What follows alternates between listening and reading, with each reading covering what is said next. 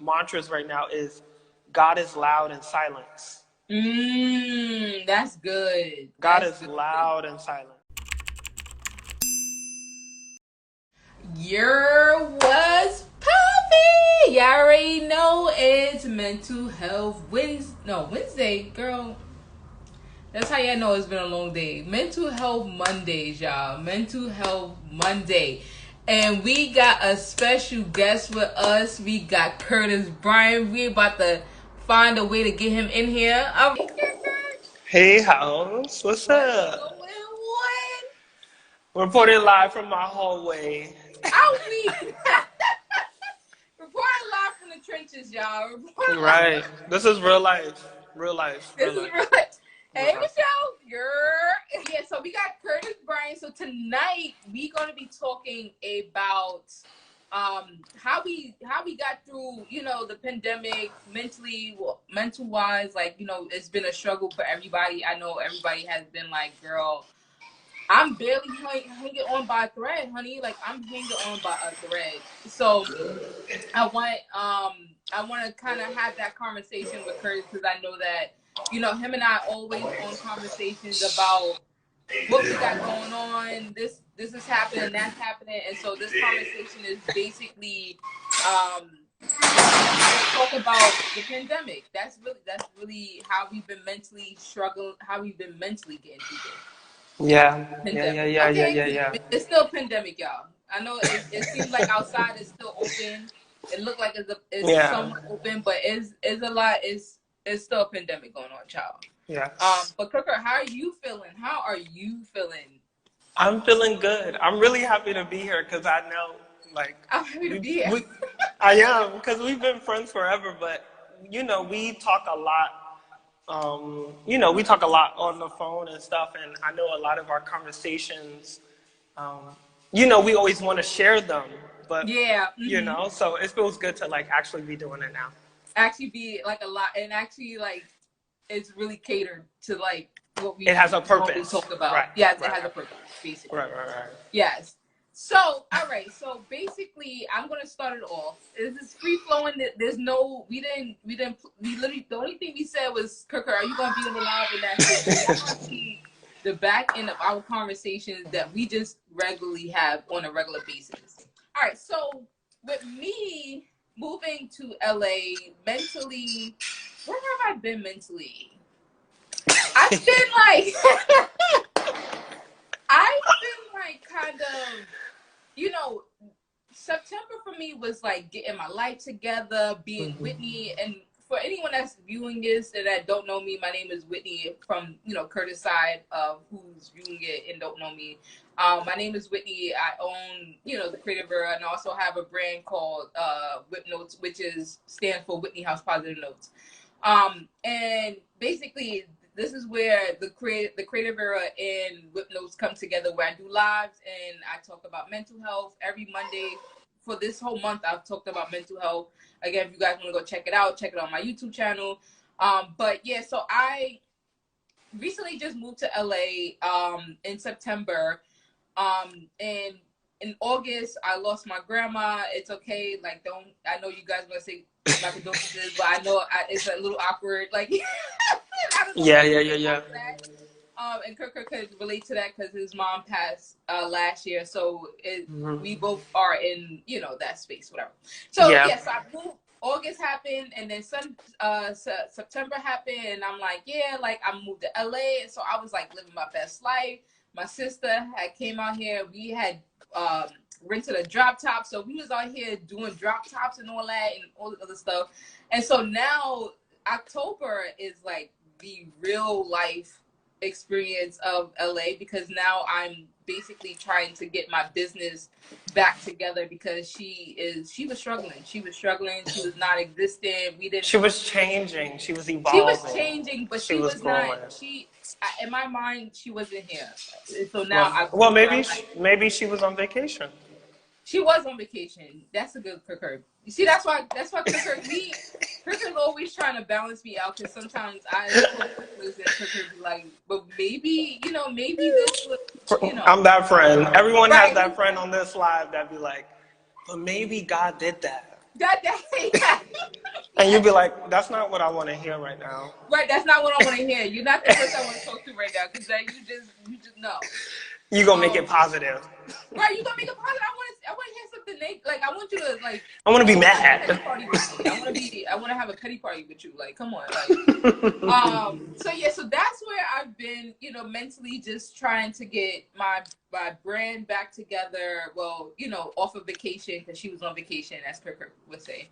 And I'm trying to get her back off vacation. So mentally, I just been, you know, getting out of that vacation, because you know when you come to LA, it's literally, you feel like you're on vacation all day, and you're really not on vacation when you live here. But yeah, Kirker, so how have you been mentally these last couple of, I'd say like the last 2 months? Let's you mean, the last 2 months. I thought 2020 was on repeat. I know. This is the 5th time 2020 is playing. God dang. Roll that thing back. The last 2 months for me, well, first let me introduce myself. My name is Curtis Bryant. I'm an artist and a writer. Whitney and I went to Parsons together, and that's how we met. And we've basically been entrepreneurs for about the same time. Yeah. I'm born and raised in the Bronx, but from 2017 to last year, November, I lived in Atlanta. And I was able to be an artist there and just live and have a real coming of age story. And like Whitney shared, I also lost my mom last year, a week before my 30th. I think it was a week before. Yeah. Yeah. So I've been just grieving, growing, evolving, like all of you have been. And in the last 2 months have been amazing. And it's really interesting because this time last year, I was on antidepressants. Mm-hmm. And so to be on the other side of that is really beautiful. And if I'm being honest, there have been some days recently where I feel the emotions of, like, I was going to write about it, but I feel like my body is grieving depression. Like when you live a certain way for so long and then you stop, I feel like last weekend I was depressed as ever. Like it got really dark. And I knew that I was blessed. I knew that things were happening. But I felt like my body was saying, remember we felt like this? Like there was a day, and I know you've said this before, there's certain things that happen that trigger you and remind you of when you were extremely depressed and such. And last Sunday, I wanted to stay in bed just a little bit longer. And I said, get up, because I've been in bed. I know what it feels like to be in bed when you don't want to be, and when you feel like you can't do nothing else. So the last 2 months have been amazing, but also if I'm being honest, there's still a season of grieving. It's still evolving. It's still changing. Yeah. So I want to actually not talk about the pandemic. I want to talk about what you just talked about in terms of knowing, like, how to get, like, when to tell yourself to get out of bed. Like, when you know that in your past experience in life where you know that depression, if you stay in that bed any more longer, you know out, and that may trigger for another 2-3 months. Yeah. So talk more about that. I mean, to be tell yourself. Yeah, to be honest, I'm still learning. Because I want to make that clear that, you know, Whitney and I are able to tell our story and share our testimonies about how we're no longer trapped by anxiety and depression, but it does not mean that it does not show up, right? It does not take away our human experience. Like, I still have moments of anxiety. I still have moments of depression. But what has changed, and I'm sure Whitney can attest to this too, and she said it in her multiple videos and interviews, is that you just learn how to handle it better. And so to that, I just realized that, like, This is the same season. You know, you just got to think about all the elements. Mm-hmm. It was the same time same time last year, same time this year, last year. Mm-hmm. It's the holiday season. Yep. There's a pandemic. Mm-hmm. Black people are dying. All of this is happening. It's easy to get sad. It's Yep. easy to get stuck, right? And so, like when I saw myself being like, oh, I'm gonna just stay. And anyone who knows me knows that I'm an early bird. I wake up every day, Yes. like a natural alarm clock. I wake up every day at like 6 or 7, just like ready. But it was 12. It was 12, and that's late for me. And I wanted to lay down again, and I was like, no, it doesn't feel like me. And so, in those moments, you have to. And I'm reading this book called "Think Like a Monk" by Jay Shetty, and he just talked about stopping and swapping. And it's when a negative thought shows up. Nice. Acknowledge it, stop, and acknowledge it. And then swap it for something else, right? Yep. Because I could have easily been like, well, I'm just tired. I'll just lay down. Yeah. It's Sunday. But it's like, if you recognize that laying down reminds you of that. Yeah. So recognizing. Yeah, it's recognizing different triggers. I even go a whole job, be so transparent on this live. Every month, I ask myself at a certain, my friend Michelle is on here. Every month around a certain time frame, I ask myself, are you depressed because I get tired? When I'm overly tired, when I say month, I mean like, womanlyhood stuff going on. And every month, it's a trigger for me because I get overly tired. And when I get overly tired, it was one of the signs that when I was depressed.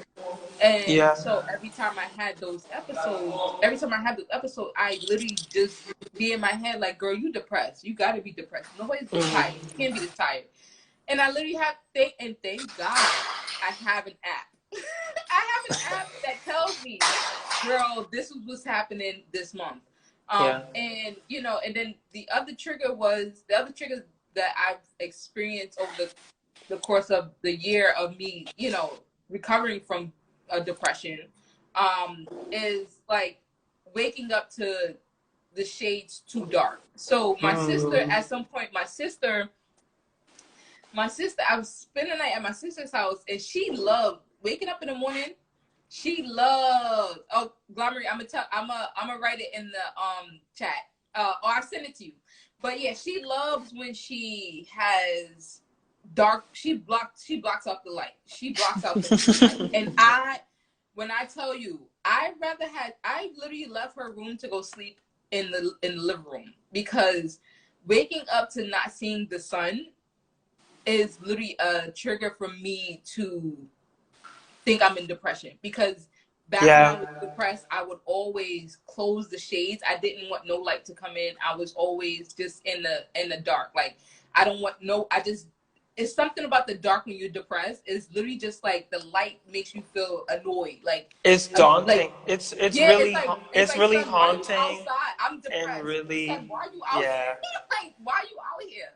And so I've learned that certain triggers like that, like even though I've recovered, I still have these triggering moments where I'm literally just like, Michelle, no, y'all can keep all them dark shades as soon, like, if there's a day I don't feel like get out of bed, if I'm going to that bathroom and I'm coming back in my room, them shades is going to be open, child. Okay? Yeah. Them shades is going to be a little bit, even if it's a little bit of sun coming in, I need to see at least that the sun, that I know that it's the next day. Okay? I used to sleep with when I was going through my season as well, I was deathly afraid of the dark. And to the point that I would leave my door open because there was some nights I just thought I wasn't going to wake up. And I don't know why, but I just said, I'm not going to wake up. Just in case I don't wake up, I need my door to be open for my roommate to come in. That's deep. And it was deep. and the dark was scary. It Yeah. was it was scary. And so for anyone who's listening, I encourage you to get color lights. So like I Mm-hmm. slept with a blue light bulb for a long time, Oh and you yeah, can you get did. Mm-hmm. you can get different colors to you know remind yourself that it's time to go to bed, Mm-hmm. but you don't need to go to sleep in the dark. There's something comforting about sleeping with a blue light, or Mm-hmm. maybe not yellow, but maybe a red light or something, or green. And and look into color theory too, because colors, as artists, we know that color has Mm-hmm. effects on people, Yeah. and so definitely that's one of the ways. Yeah. Yeah. And also, I had this Mm. conversation. I don't know if she's on here, Miss PG. I don't know if she's on here, but we had this conversation where she was just like, I have to have all the lights on, even during the day, because I'm like, I mean, not during the day, but at nighttime, because it triggers me to feel depressed. And literally, Mm. as soon as the sun goes down, all the lights in my room go on. I have 3 lamps in here. They all go on. It still don't feel like it's enough light. So I feel like when one of the tips that I can say is that when you're going through a depression, them like opening up your shades are so important, because it gives you a reminder that it's life outside. Because Yeah. deep down inside you feel like there is no life. There is nothing going on in the world. But when you open up them shades and you see that sun, honey, you like, yo, there's life out there, and I need to be out there. Yeah. Because I know, again, when I used to be in my deep depression, I literally used to be like, you know what? But if you could get out of bed just to open up the shades, honey, just open Yeah. up the shades. Yeah. And even the other recommendation, I know that Michelle and Chiffon in here don't like dark shades, but I mean, they like dark shades, but if you could get a lighter type of shade in your room, anything in Yeah. terms of that, anything that makes you Brings feel like, light. Yeah. yeah, that brings light, because it's gonna Brings it's light. gonna bring you some type of Yeah. joy. It's gonna bring, whether you look at it like that or not, but it makes you feel like life is happening. Because Yeah. when Clean you're your depressed, room. Clean oh, your room. we talked Clutter. about this last week. Me and Okay. Chiffon Clutter. and I talked about this last week. Hi, Maddie. Well, you know that I'm a minimalist, so Yes. minimalism is super important, and there's a lot of studies that show that it does help when it comes to anxiety and Mm-hmm. depression. And so a lot of the times the way you're feeling about yourself is also associated with the space that you're in. Mm-hmm. Yep. So make sure that make up your bed. It's the most amazing Very feeling to important. make up your bed. Yeah. And keep I like to keep music playing in my Mm-hmm. room, even if I'm not in the room, because when I do Yeah. come in the room, there's like a nice song playing, and it makes me feel good. Mm-hmm. Also, some nights I go to sleep to interviews playing in the background, Mm-hmm. because I know a lot of times, depression makes us feel like we're alone, and so Yeah. sometimes you want to hear other voices. So interviews are Mm-hmm. really good. Podcasts, turning on podcasts at nighttime to go to sleep to. Mm-hmm. Because you don't have to look at the screen. You just have to Yeah. hear. You Mm-hmm. only have to listen. So, yeah, those are some other suggestions. I'm glad you brought that up, because last week Chiffon and I, we talked about how I was so depressed, and what she did was she remodeled my whole room. And when she remodeled my whole room, even though I was depressed at that time, but when I wound up coming back home, and from the psych ward, and seeing that space, it made me happy. Like, I Yeah. she had purchased me a rug, and I used to call it Rug Town, and the reason I called it Rug Town was because literally I could just put on music and just let my mind just be free, and not Hmm. have to overthink, like, how I'm gonna do this, how I'm gonna do that. And it was just my way of receiving whatever I was going through. Yeah. And I would do it for, I don't even know, I probably like 20 minutes, 30 minutes, sometimes 15 minutes. But it was like having your space clean and making sure that you are organized will help your brain to digest other things. Because Yeah. when you come into a room and it's just clutter everywhere, you're just like, you're just going to shut down and you're not going to want to do nothing. So it's always good to make sure that you are having a space that's functional and that's clear, and that you don't feel overwhelmed by your space. The other thing is, when you said listen to something in the background, one of the top things that I did, even still now, is that I watch a sermon. Like anytime I'm going through anything that's like mentally overwhelming, sometimes I'm playing them sermons back to back. Sometimes I don't even know what. Sometimes I don't even know what the sermon is. I just hear. All I know is I could just hear something that's uplifting and something that makes me feel like, wow, Whitney, like you're getting, you're a part of you're something. Receiving something. Yeah, you're receiving. So you always want to make sure that those things are so you want to open up your shades, listen to music, change your, using light bulbs or using whatever you can to have a source of light. Changing your room around, organizing it. Those that can help as well. And what was some of the other things you mentioned? I didn't mention them, but calling the right people. Oh, calling the right people. We talked about that as well. Yeah. You gotta be specific and you gotta be intentional when you're going through seasons of depression, or when you're having a moment of anxiety. Who you speak to is so important. Yep. There are certain voices, and everyone has them in their life, whether it's one person or 7 people. We all have you can call one person that can just sit on the phone with you. Whitney can tell you, I used to call Whitney crying. I'm like, Whitney, got it. And I wanted to bring this up because someone asked, like, what do you do when you're feeling depressed, but you need to be productive, or, there's a sense of being productive. And like, I would call Whitney and be like, Whitney, show me your schedule. Like, because I'm doing nothing. I'm in bed. I'm stuck. And what I learned from that is the way you can be productive while you're depressed is to write. Yes. Plan. Write. Get it out. Get it on paper. Give yourself credit for writing it down. A lot of people are not even able to do that much. You know what I'm saying? So that is a great way to be productive when you're feeling depressed. Write it down. Write it. Write every idea. Write everything that comes to mind. Write it down. The small idea, the big idea, the one that makes no sense, the one that you wish you could do but you can't because you're depressed. Write it down. Someone said get fresh air while writing. Yes. And someone also asks, like, what do you do if you don't have someone in your life to call? So again, it goes back to that. It goes back to the sermons. It goes back to the podcast. It goes back to music. Find other voices that are like yours. I don't care where they are. Find other voices that are like yours, and hold on to them. Just hold on to them. And also, if it gets to a really dark place, or you really, really feel alone, like the podcast or the sermons are not working, it's okay to seek therapy. I'm in therapy right now. And I've only been in therapy.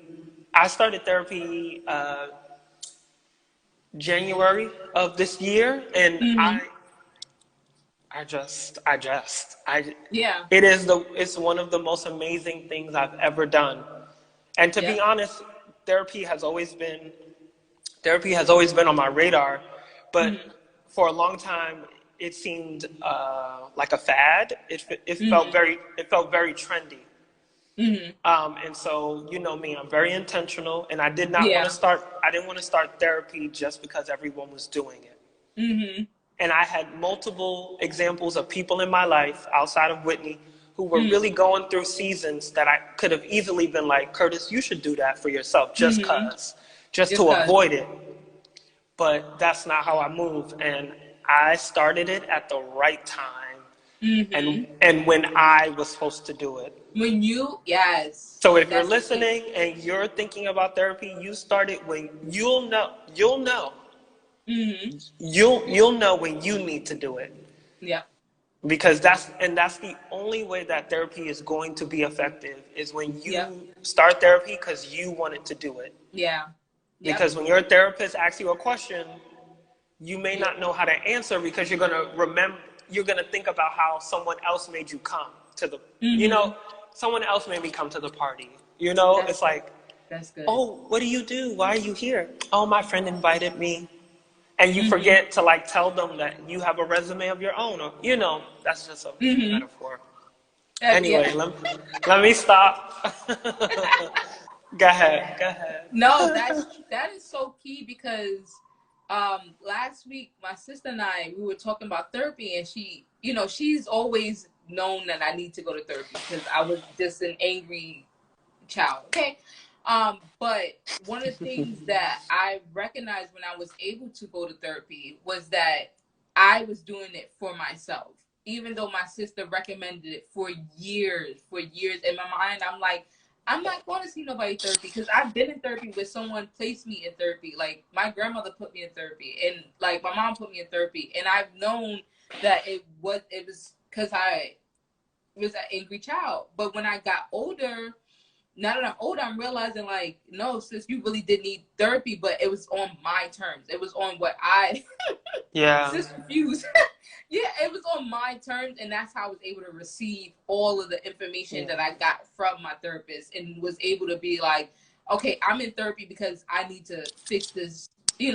Not even fix it, but just I need to be able to process To my get feelings, process. answers. Yeah, Yeah. I need to process how I'm feeling. Things that I've been in, like things that I've overcome, things that I'm going Yeah. through. Yeah. And that's really what therapy is literally just you processing all the things that you've been through, day to day, Yeah. over the years, over the months, whatever it And is. that's Mm-hmm. important to. I'm glad you said that because people also associate therapy, and this is a deeper conversation because we could talk about Mm-hmm. vulnerability and why people Yes. don't like Mm-hmm. to be vulnerable. But um, therapy does not mean let's talk about every traumatic situation Mm-hmm. you've ever been through. That is Yeah. not what therapy No, is for. it's not. Therapy is going to teach you why you take certain jobs. Therapy Yes. is going to teach you why you date certain people. Therapy is going to teach you Talk about it. why you decide not to show your work on Instagram. Mm-hmm. Those little Yep. things. It's not stop connecting therapy to trauma. Yeah. And I'm glad we're on That's this live good. because That's good. I've been holding this in, and I don't do interviews or podcasts because I Yes. have a lot of thoughts. But I just hate the way that social media has taken trauma and Mm-hmm. made everyone afraid of it. Yeah. If Yep. we're going to talk about trauma, we got to have real conversations around it and Mm-hmm. safe ones. We And can't safe keep ones. you Absolutely. you can't scare people to talk about trauma. That's Mm-hmm. not how that works Yep. because they're not Yep. going to talk. They're not. They're not It's going to already talk. traumatic to even talk about a situation, and The fact then that to you be asked me the like, question, I'm over you already now. "Girl, Now I don't trust say you. what? Like, Let's talk this is about the not gonna work sun. out. It's not gonna What work did you do out, last week? because, Yeah. honey, So start therapy when you are ready because it's going to be for you. And I also want to just add again, it's important to do it for you because when I told my dad that I was going to be starting therapy, he said, "You don't need therapy." And mm-hmm. I Oh, said, ooh, and I said, it's I not enough actually, time, y'all. It's I not said, enough I actually time. need it even more now. Right. I Mm-hmm. need it even more because there's something that you haven't worked through that I need to get to. Yep. And that's But the that I want to briefly talk about that in terms of especially us as in a Black community where growing up therapy was like, girl, if you in therapy, you depressed. I mean, you either you crazy yeah, or you. Sorry to all yeah, my white people out there, but you ride the little bus. you're either crazy or you white. Like that was honestly the top like Yeah. thing, and if we had issues, you don't bring them issues outside of the household. That's period. You don't talk to nobody about what happened in the household. Yeah. You don't talk about, oh yeah, grandma did this, mommy did this, daddy did. No, Yeah. you what? You And get so your head slapped off. If you Shanae say said, anything, you get your Shanae head said, slapped off. because that Huh? would mean, Shanae said, because that would mean something was wrong with my parenting. Exactly. Yes. And Yo, that to that is be, key. I'm gonna have to to be, screenshot that somehow. Let me see if I can. to be honest, and like, since my mom has passed, my dad and I have had to my dad has been in my life forever. He's always been around. Um, but it doesn't mean perfection, right? And now that my mom's not here, we're constantly going through a rediscovering of one another because my mom provided emotional support and my dad was the action person. So now that it's just him and I, he's realizing the emotional work that has Yeah. to happen. Like if I, Yeah. and that, again, that's why I say it's important to know who you call, because there were times when I would call my dad and have a bad day and he would change the subject. He didn't know what to say. That's good. He didn't know what to say. And Wow. that's because of his own lack of vulnerability. Yeah. He does, Yep. most black men only know to either fight or curse you out, right? Yeah. It comes it That's a comes through fact. it comes through aggression, right? Yeah. Expressing oneself comes through aggression. And if you ask a man, right, like why did you say it like that? And then they'll say that's not what I meant. But the way you expressed yourself was aggressive, you know? And Yeah. so and that comes from a lack of vulnerability. That comes from a Yes. lack of telling young boys they can cry. That comes from lack ability of, and then we end up dating them. But that's another Right. Yeah. episode. That- That's another episode. That's another episode. But also, the other thing I wanted to bring up was too is that you also have to know what season you're in life. Yeah. My sister and I, we talk about this all the time. Me and Curtis talks about this all the time. You have to know what season you're in, because if you're fighting against a grain that is not there, you're only putting more pressure on your life. So if you know that this takes time to process things and process your thoughts. But if I'm saying that I want to do X, Y, and Z, and the opportunities are not there because I'm in the wrong season, I have the right idea, but in the wrong season, I'm fighting against a grain. So you have to sit back and say what season I'm in and really rely on that season to pass, and also rely on your faith. I don't know where you guys are in faith in terms of spirituality or religion or whatever, but I know when it comes to my faith with God, I'm literally just like, God, what faith, what stage am I in right now? And I need you to let me know, because otherwise I'm gonna go over a bridge that I know I'm not supposed to go over. So also and that's gonna make you mentally not okay, because you're like, God, everybody's doing this, everybody's doing that, and I'm staying here dry. Like, what's going on? And now I went through so many of those seasons, and I recognize that now that I know what season I'm in. Like, I know between September and December, I know it's grinding season for me. I know when January hit, I'm dry. I'm gonna go take a nap, and I'm gonna come back in February when You I almost know said that God. September. I come back a whole nother year around.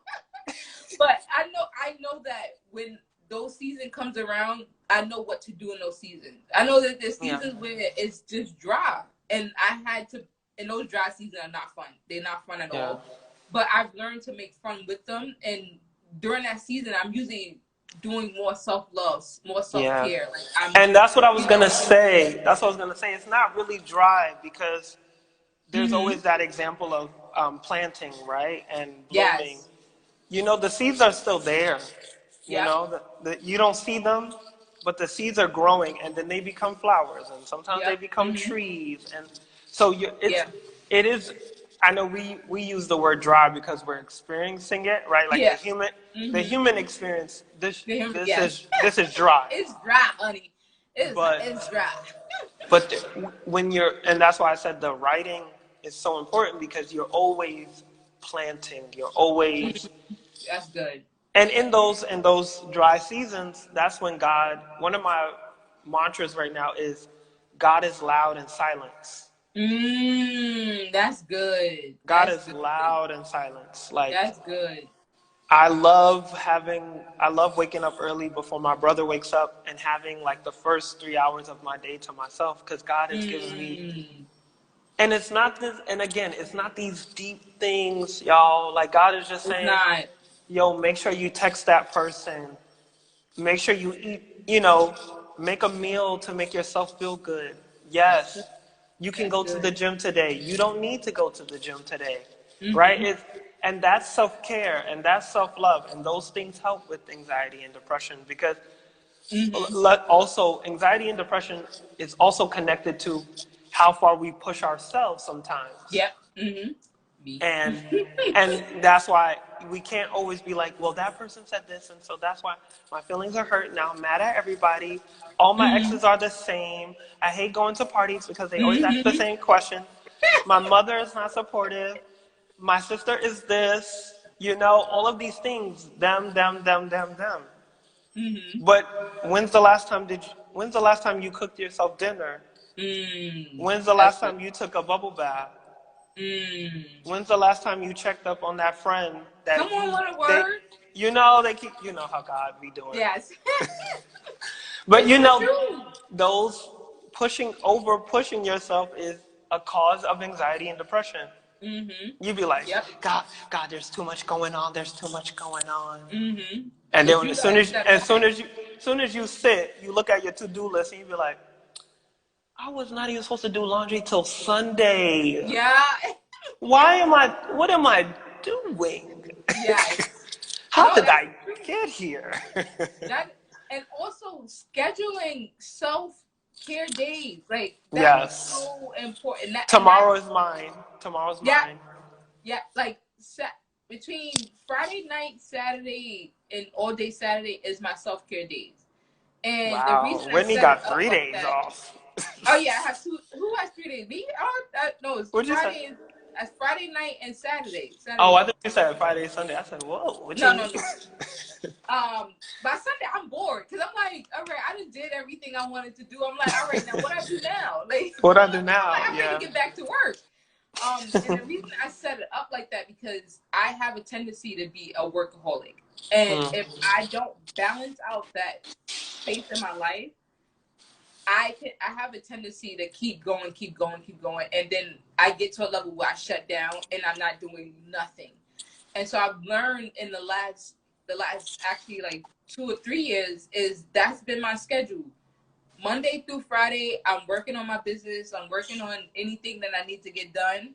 And then Friday night, I'm packing up everything. I'm clean. Because usually I work from home, so I'm usually putting things away. I don't even want to see the things that I worked on for that week, because I want to be able to miss it. I want to be able to come back to work and be like, ooh, like I forgot I made this. I forgot I created this. Especially me as an artist, I'm always looking at my work, and if I'm not in that right state of mind, I may hate it. So I have to,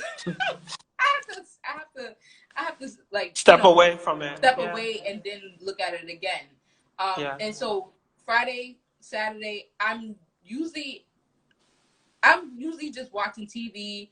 I just started getting back into doing bubble baths.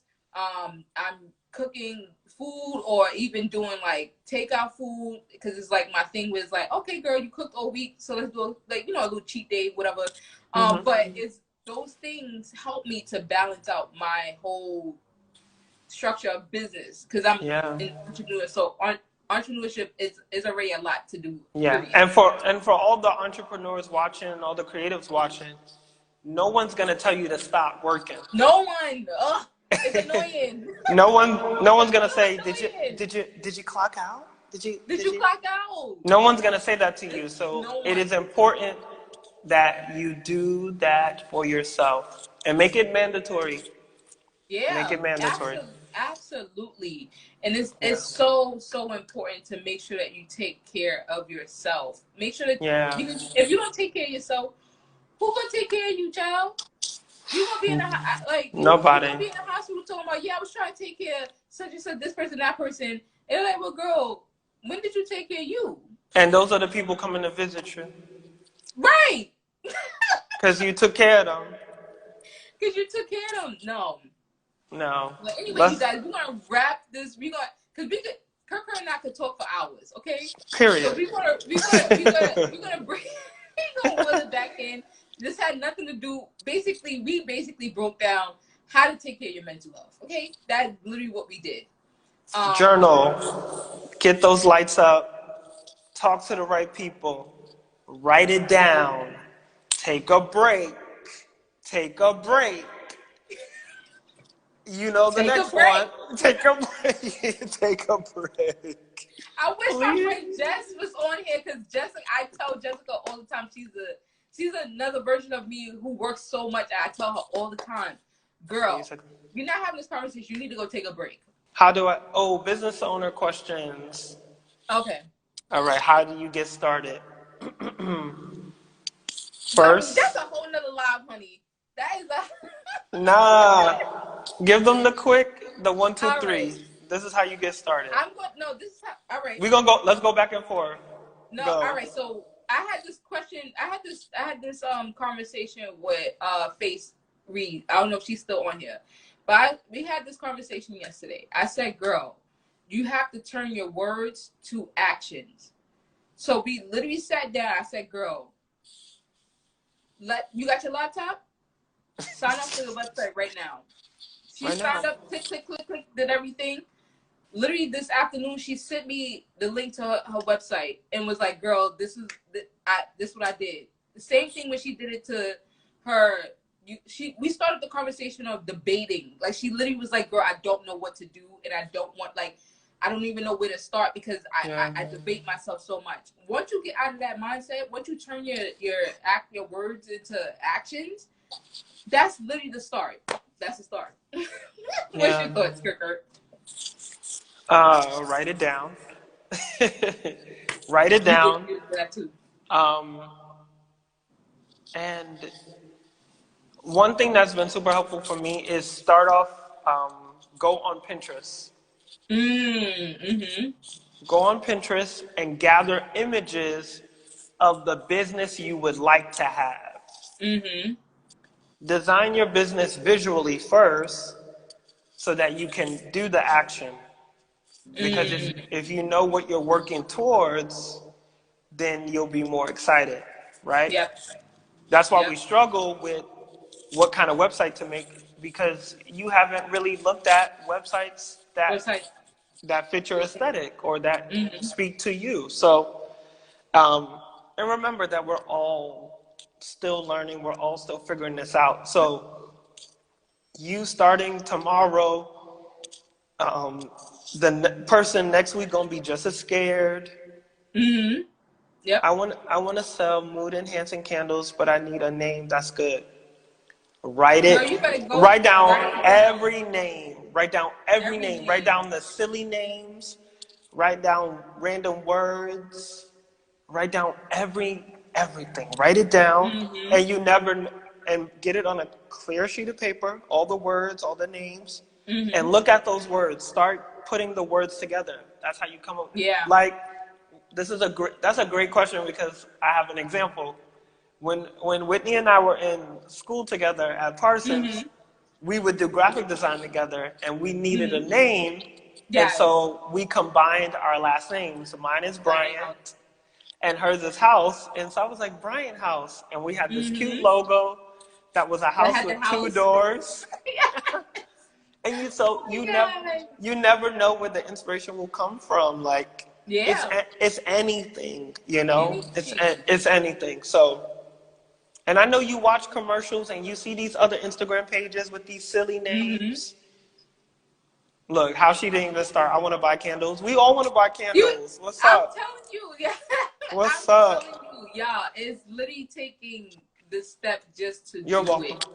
You have to Yeah. just do it. It's the most simple but the most difficult part of being an entrepreneur is just doing it. Me, I've been in business for 9 years.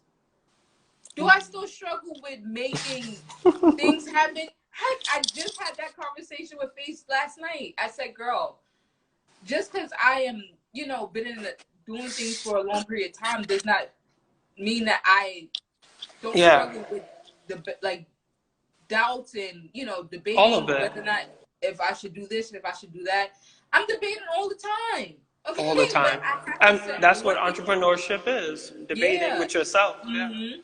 And the top key is the top key. The top key is why you're doing it. Purpose. Because if you're just doing it for money, honey, I'm going to tell you that right now. You're not going to sell a thing.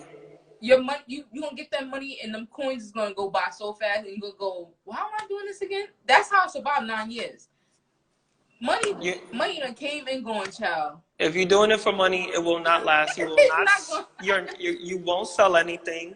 Your content is going to be annoying as those phone calls that we get about cars that we don't have. Oh, somebody had asked questions too. Oh. How are your eyebrows on point? I can't. Let them know how you do it, sis. How? Oh, where did you get this shirt? Oh, this shirt, it's on my website. I don't know if it's on my website anymore, but DM me, girl. It's on my website. I think that's I think that was it. But yeah, you guys, listen. A part of entrepreneurship is mental health. Mental health is a part of entrepreneurship.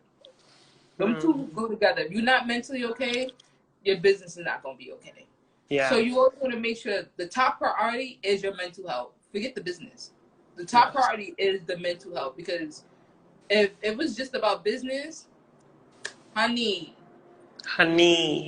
they will know. it's not gonna work. The content will be dry.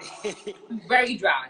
Very so you dry. always want to make sure that mentally it's just literally all about mental health, y'all. Yes, and please, I want to say this to everyone watching who also is just afraid to get started, but is so talented. Mm-hmm. Please, before the end of November, I'm giving y'all extra time. Before the year is up, put out one project, please. One. It is so frustrating that the most talented people who really care about people, who really care about changing the world, are the ones who do not share their work.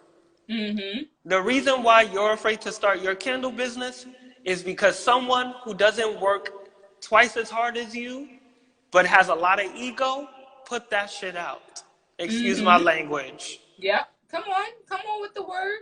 So please, this ain't about ego, this ain't about pride, but if you have a talent, put the work out, please. Yep. It kills me. It kills me. Yes. That the most talented people never put their work out. And they say that, I've heard that in sermons, they say one of the most richest places in the world is a cemetery. It's a cemetery. Because so many people pass without putting out their ideas. I don't care if you put all your poems on your Instagram. I don't care if you paint a picture and never sell it. But would you please paint? Do it for yourself. Do it for you, please. Do it for me. Do it for me. For the gram. And anybody who's watching this who definitely puts out that one project, tag me in it. Tag me. Tag me. Tag us and let us know that you did it. Please let us know that you did it. Look, I did it. Because we care. Whitney and I have been doing this for a very long time. What is a good startup website? MailChimp has a really good deal right now. Well, it depends on what you're selling. If you're selling products. Yeah. I'm gonna say Big Cartel. MailChimp, Big Cartel, Squarespace, all Squarespace. that. And another, No, Shopify. that's too many. If Okay. someone's starting, that's too many. Let's stay. Let's stay. Let's stay in the. Because I started off with Big Cartel, and the reason I started with Big Cartel was because it was affordable, and I didn't have to do much. I literally just post my little product up there, and people bought it. And that Not was little product. Not little product. Well, I did start off as a little product, but now whatever. It's Yeah. flourishing now. Ooh, But I literally flourishing. started off with Big Cartel because all I did was post the product, and then it sold, and the product was also able to pay for the monthly fee, which was literally $9.99. Yeah. And they have free ones as well. They My have suggestion, five products or whatever. But yeah. I recommend anyone that's starting e-commerce brand, definitely start off with and then like what Michelle said, then go off to Shopify, because your Shopify will, it's like $30. And child, as you trying to keep all your coins in first in the beginning stages, you try to keep the cost down as much as possible, because you're gonna be spending a lot more money on other things rather than a website. So also I never did MailChimp, but if Pepper is recommended MailChimp. Yeah, and, I like MailChimp only because it's a one-stop shop. I like to work very easy. So they allow you to make your website. They allow you to create content to send to social media quickly. It's also, obviously, as we know, a site for newsletters. Yeah. So literally it feels like one big office. Yep. And so I really love it. And also the team. I love that you guys are asking this question, because next week this was going to be the last live, but next week I actually going to bring in my friend Michelle, who's on here. Yes, I am. And we're going to talk about how to go through things mentally in terms of entrepreneurship. So while you guys are having these conversations, asking these questions, definitely inbox me so that way I can utilize those questions in the next live. And so, you want to leave them with anything? I just want to let y'all know that y'all doing a great job. And if nobody didn't tell you today, you're popping, you're amazing, you're doing a good job. Somebody loves you. We love you. And God is still working, period. Yeah. Amen. God is, And write, journal. Yes, journal. Journal. And take breaks. But now, don't take too many breaks. If you didn't take a break in the last 6 months, I'm gonna need for you to go take a break. Or if you haven't, I need you to do that. But yes, you guys, listen, it's always a pleasure to jump on these lives. I'm so excited, you guys. If you guys haven't, please make sure you guys check out my YouTube. Check out Whitney House. Check out Kirker tired, because he just doing stuff. Cause anytime he do stuff like that, he tired. Done. So, I want you guys to go check out the YouTube. Check out Whip Notes. And next week, again, we're going to have my friend Michelle. We're going to be talking about entrepreneurship in relation to mental health. And if you guys need to inbox either of us, feel free. And I'll see you guys next week, Mental Health Monday. Y'all already know.